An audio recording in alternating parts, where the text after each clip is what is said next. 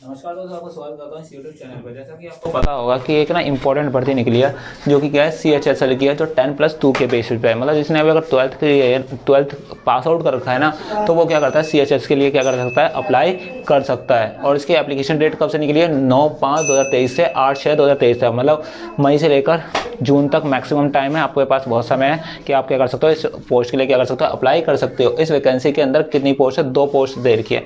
एक LDC दे रखी है, एक डाटा एंट्री ऑपरेटर दे रखी है, जिसका पे स्केल क्या है, नहीं LDC का पे स्केल क्या है 19,900 से लेकर 63,200 से है। और जो डाटा एंट्री ऑपरेटर है, इसका पे स्केल ना 2 तरह की डाटा एंट्री दे रखी है, वो आपके काम के अकॉर्डिंग होगी।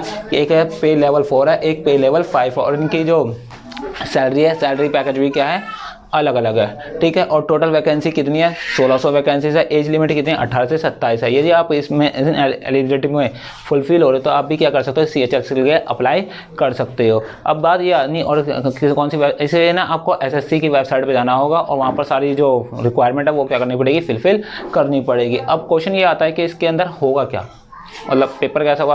पेपर जो होगा ना वो 2 टायर होगा। पेपर जो होगा वो आपको 2 बार कंडक्ट किया जाएगा, मतलब 2 टायर सिस्टम है। CHSL का जो पेपर है वो क्या होगा, 2 टायर सिस्टम है। जो पहला टायर है वो क्या है, बेसिकली क्वालिफाइंग है। जो पहला टायर है वो बेसिकली क्या है, क्वालिफाइंग है, जिसमें इंग्लिश,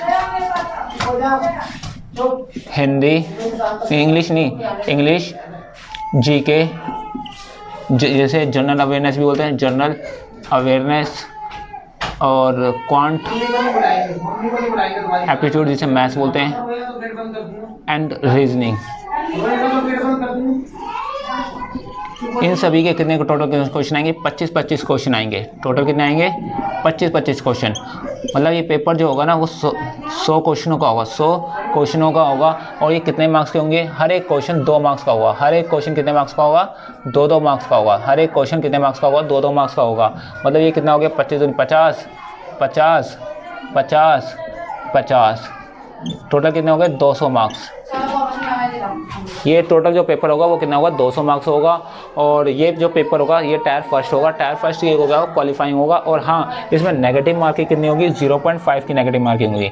कितनी होगी, 0.5 की नेगेटिव मार्किंग होगी। जैसे फॉर एग्जांपल अगर आपका एक क्वेश्चन गलत है तो उसका कितने मार्क्स कटेंगे, 1 मार्क्स कटेगा। तो ये आपको ये ध्यान रखना है, जब भी आप मतलब पेपर देने जाओ तो वही क्वेश्चन आपको अटैम्प्ट करना है जो आपको क्या है, आते हो। वो क्वेश्चन अटैम्प्ट ना करना जो तुम्हें आते ना हो।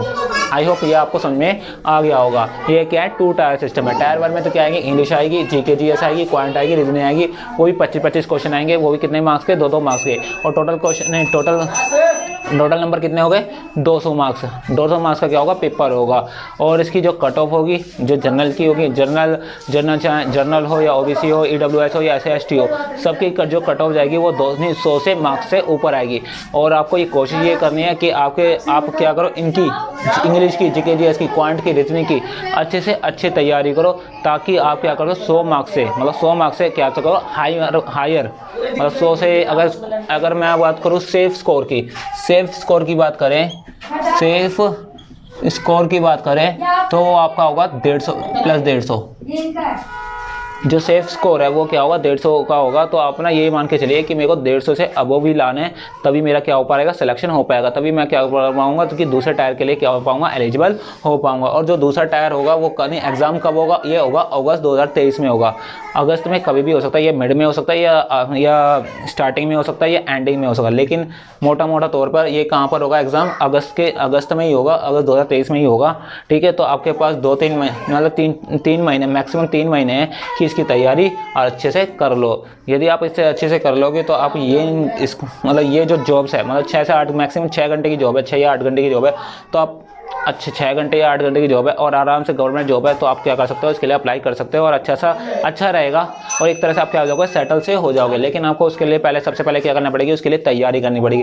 अब क्वेश्चन ये आता है कि भाई इंग्लिश, जो जिनके मतलब जो बच्चे, ऐसे भी बच्चे हैं जो हिंदी बैकग्राउंड से, अब वो इंग्लिश का क्या करें। इंग्लिश को आपको ना मजबूत करने के लिए बेसिकली क्या करना पड़ेगा, इंग्लिश को अगर मजबूत करनी है, इंग्लिश को बेसिकली मजबूत करनी है तो इंग्लिश के अंदर ना 3 चीज़ें होती हैं। इंग्लिश के अंदर बेसिकली क्या होती है, 3 चीज़ें होती हैं। एक होती है रीडिंग विथ कॉम्प्रीहेंशन, एक होती है वोकैब, और एक होती है ग्रामर। ये इंग्लिश के अंदर ना 3 चीज़ पूछी जाती है। एक होती है रीडिंग कॉम्प्रिहेंशन मतलब कोई भी आर्टिकल दे देंगे, कोई भी एक पैराग्राफ दे देंगे, आपको उसको पढ़ना पड़ेगा और उसका आंसर देना पड़ेगा। फिर दूसरी बात है वोकैब के अंदर आपको सिनोनिम, एंटोनियम्स होने चाहिए और ठीक है। फिर ग्रामर के अंदर आपको एरर आइडेंटिफिकेशन दे दिया जाएगा कि कोई एक सेंटेंस दे दिया जाएगा, उसके अंदर क्या होगा, एक कुछ ना कुछ एरर होगा, वो आपको क्या बताना पड़ेगा।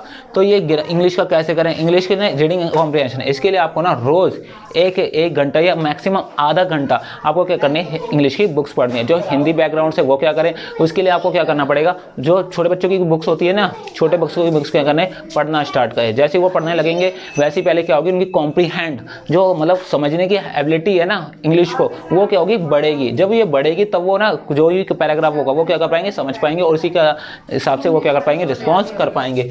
फिर वोकैब पे यूट्यूब पे बहुत सारे चैनल अवेलेबल हैं, बहुत सारी वीडियोस अवेलेबल हैं, जिसमें वो हर दिन कुछ ना कुछ क्या करते हैं, वोकैब डालते रहते हैं। जैसे हिंदू न्यूज़पेपर आता है, उसकी कुछ ना कुछ क्या करते हैं, वोकैब डालते रहते हैं। तो आपको वो वोकैब याद करनी है, पढ़नी है और अच्छे से रटनी है। फिर आती है ग्रामर के लिए आप क्या करें, ग्रामर की ना कुछ नहीं, मार्केट में बहुत सारी बुक्स अवेलेबल आती है, आप उनमें से एक बुक्स उठाइए और वो एक यूट्यूब चैनल ढूंढिए और उसमें से क्या कर सकते हैं, आप वो ग्रामर को क्या कर सकते हैं। हालांकि ये बहुत डिफिकल्ट टाइम टेकिंग प्रोसेस है। आपको एक वक्त ये भी लगेगा कि मैं छोड़ दूं, कुछ नहीं, लेकिन आपको छोड़ना नहीं है, क्विट नहीं करनी।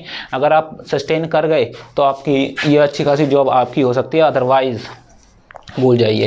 तो ये हो गया इंग्लिश का पोर्शन। अब आती है जीके जीएस। अगर मैं बात करूँ जीके जीएस में आते ही करंट अफेयर, और जीके जीएस का ना जीके जीएस क्या है, इनफाइनाइट है। तो अब क्या करें जीके जीएस के लिए, जीके जीएस में आपको ना बेसिकली कुछ नहीं करना, इसमें आपको जितने भी प्रीवियस ईयर में जितने भी सारे रिलेटेड क्वेश्चंस आए उसी पर क्या करना है, आप पे वर्क करना है। मतलब जीके जीएस की आपको क्या करनी है, बेसिकली प्रैक्टिस करनी है। और इसके लिए भी यूट्यूब पे बहुत सारे क्या है चैनल अवेलेबल हैं, जिसमें जीके जीएस के रिलेटेड कई सारे क्या करवाई हैं, ये प्रैक्टिस करवाई है। आपको बस उसमें से क्या करना है, प्रैक्टिस करना है। क्योंकि जीके जीएस और करंट अफेयर ये क्या होता है, बेसिकली इनका ना मतलब ये क्या होते हैं, लिमिटलेस है, इनका कोई लिमिट नहीं है कि आप कितना भी कर जाओ। इसीलिए ना आपको तब भी ये रहेगा कि हाँ कुछ मैंने नहीं करा, ठीक है। उसके लिए क्या करें, करंट अफेयर के लिए तो मैं यही कहूँगा कि एक मतलब जनवरी से लेकर अगस्त तक जितने भी करंट अफेयर से रिलेटेड कितने भी वीडियोज़ हैं वो सारे देख जा रहे हैं। मतलब महीने की होती है और 1 महीने की होती है, 2 महीने की होती है, 6 महीने की होती है।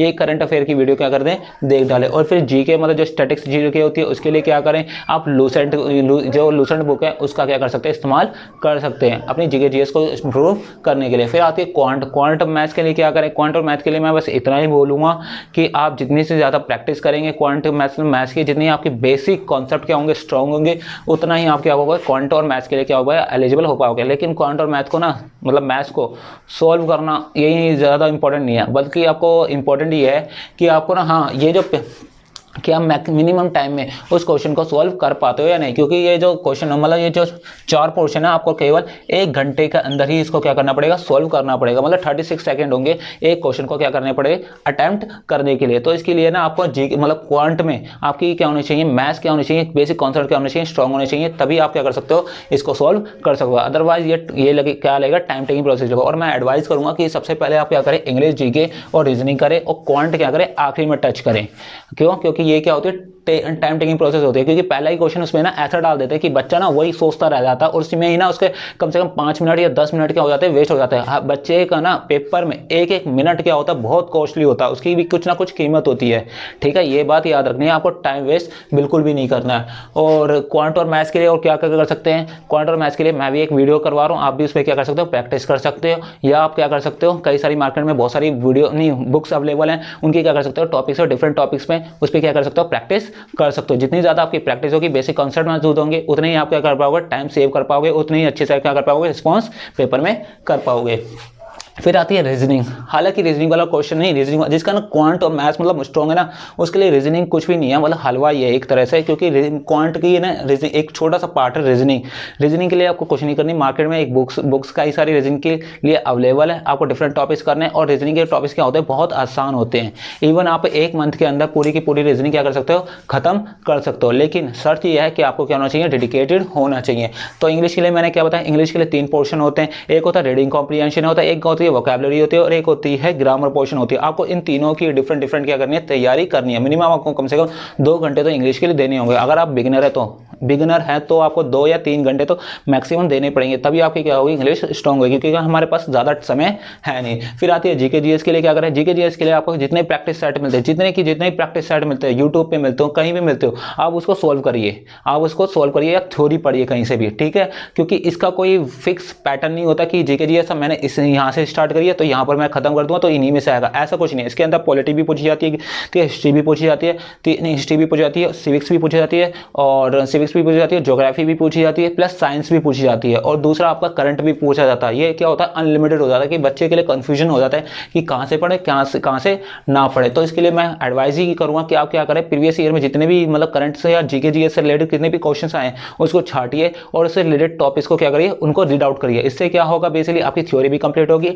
और आपको थोड़ा क्या होगा, कॉन्फिडेंस आएगा। फिर आते हैं क्वांट और मैथ्स के लिए। क्वांट और मैथ्स के लिए मैंने इतना ही बताया कि पहले आप क्या करिए, अपने बेसिक कॉन्सेप्ट जो होते हैं ना, पहले उसको स्ट्रॉन्ग करिए, और फिर कोई किताब, कोई वीडियो या मेरी वीडियो क्या कर सकते हो, सॉल्व कर सकते हो या प्रैक्टिस कर सकते हो। जितनी ज़्यादा आपकी क्वांट में प्रैक्टिस होगी उतनी ही आपकी क्या होगी, क्वांट स्ट्रॉन्ग होगी। क्यों? क्योंकि क्वांट में इतना ही कहूँगा कि क्वांट को आपको लास्ट में टच करना है। आपको क्या करना है, बेसिकली लास्ट में टच करना है। चाहे आपको बहुत ही क्यों ना इंटरेस्ट, आपका फेवरेट सब्जेक्ट क्यों ना हो, तो क्वांट को आप लास्ट में ही टच कीजिए। ऐसा क्यों बोल रहा हूँ, क्योंकि ये क्या होता है, टाइम टेकिंग प्रोसेस होता है सॉल्व करने। हालांकि सॉल्यूशन मतलब सॉल्व करना तो सभी को आता है, लेकिन फर्क इस बात से पड़ता है कि आप कितने समय में इस क्वेश्चन को सॉल्व कर पाते हैं। फिर रीजनिंग के लिए मैंने क्या बताया, रीजनिंग में आपको बेसिकली कुछ नहीं करना, कोई भी बुक उठानी है और उसकी क्या करनी है, प्रैक्टिस करनी है। विद इन 1 मंथ आपकी क्या हो जाएगी, रीजनिंग स्ट्रॉन्ग हो जाएगी। क्योंकि रीजनिंग कोई रॉकेट साइंस नहीं है कि इसके लिए मेरे को ट्यूशन जाना पड़ेगा, ये जाना पड़ेगा, ये करना पड़ेगा, ऐसा कुछ नहीं है। बेसिकली आपको बस सिंपल क्या करना है, कोई भी या तो यूट्यूब, या तो आप अगर मतलब किताब पढ़ने में दिक्कत है, कोई भी यूट्यूब चैनल पर जाइए, रीजनिंग के सीरीज बाय सीरीज वीडियो देखते जाइए और इसको सॉल्व करते जाइए। आपकी रीजनिंग विद इन मंथ क्या हो जाएगी, स्ट्रॉन्ग हो जाएगी। तो ये 25-25 मार्क्स के मतलब 25-25 क्वेश्चन आएंगे और वो भी 2 मार्क्स के होंगे, और नेगेटिव मार्किंग कितनी होगी, 1 होगी। तो आपको ये ध्यान रखना है कि आप वही क्वेश्चन क्या करें, अटेम्प्ट करें जो आपको आते हैं, वो क्वेश्चन अटेम्प्ट ना करें जो आपको ना आते हो। तुक्का वुक्का मत लगाएं। ऐसी भी कई सारी वीडियो मिलेगी जिसमें बोलते हैं कि तुक्का लगाएं, तुक्का जैसी कोई चीज़ नहीं होती। इसमें आर या पार वाली गेम हो जाएगी, ठीक है। अगर मतलब फॉर एग्जाम्पल अगर किसी के मान लो इसमें ना एक पॉइंट, एक मार्क्स का भी चांसेस रहता है। अगर मान लो अगर आपके 120 बने और रैंक गई 121 और आपने तुक्का लगाया, तुक्के की वजह से आपके 1 मार्क्स क्या हो गया, कट गया, तो ये जो होगा ना, बहुत आपको क्या रहेगा, अफसोस रहेगा। तो आई होप आपको ये समझ में आ गया होगा। ये है टायर 1। टायर 2 से रिलेटेड पहले जब आप टायर 1 कंप्लीट करेंगे फिर क्या आएगा, टायर 2 आएगा। वो क्या होगा उसी नहीं, टायर 1 के जो मार्क्स होंगे वो जुड़ेंगे नहीं, ये बात याद रखना। टायर 1 क्या है, क्वालिफाइंग है। टायर 1 क्या है, बेसिकली क्वालिफाइंग है। जो मार्क्स स्कोरिंग है वो टायर 2 है। तो टायर 2 से रिलेटेड मैं क्या कर दूंगा, नेक्स्ट वीडियो क्या कर दूंगा, पोस्ट कर दूंगा। तो आपको याद रखना है कि एप्लीकेशन फॉर्म है, आपको ना 8 तारीख से पहले, मतलब जून की 8 तारीख से पहले ये आप क्या करना है, फिल करना है। और हाँ, एग्जाम की डेट क्या है, अगस्त है, और लास्ट फीस सबमिशन का होगा 10/6/2023, मतलब मोटा तौर पे जून में ये क्या हो जाएगा, खत्म हो जाएगा। तो अभी आप क्या कर सकते हैं, अप्लाई कर सकते हैं। एसएससी की वेबसाइट पे जाके पहले क्या करना पड़ेगा, आपको रजिस्ट्रेशन करना पड़ेगा, और फिर जो फोटो है ना, फोटो आपको एडिटिंग करनी पड़ेगी। क्या करनी पड़ेगी कि बेसिकली जो फोटो होगी ना वो फरवरी के बाद की खींची होनी चाहिए, ठीक है। और आपको फिर सिग्नेचर अपलोड करने पड़ेंगे। जो फोटो होगी वो 50 KB के बीच में होनी चाहिए, और अपना सिग्नेचर जो होना चाहिए 10 से 20 KB के बीच में होना चाहिए। ये बात आप ऐसे याद रखना। और हाँ, जब भी आप क्या कर रहे हो, फॉर्म अप्लाई कर रहे हो, तो एक बार ना खुद रिव्यू कर लेना कि जो फॉर्म में जो इन्फॉर्मेशन दी गई है वो करेक्ट है या नहीं। क्योंकि अदरवाइज क्या हो सकता है कि मान लो आपने टायर 1 क्लियर कर दिया, टायर 2 क्लियर कर दिया, लेकिन बाद में क्या पता चलता है जब डॉक्यूमेंट वेरिफिकेशन हो रहा है कि आपने डेट ऑफ बर्थ गलत डाल दी, या मेल की जगह तुमने फीमेल डाल दिया। तो ये क्या होती है, बहुत बड़ी मिस्टेक होती है, जिसकी वजह से बच्चे का सिलेक्शन होने वाला भी होता है ना, तो भी क्या हो जाता है, रुक जाता है। तो आई होप आपको ये समझ में आ गया होगा, ठीक है। इससे रिलेटेड अगर कोई और इन्फॉर्मेशन होती है तो मैं इस पर एक अलग से डेडिकेटेड वीडियो बना दूंगा। जय हिंद।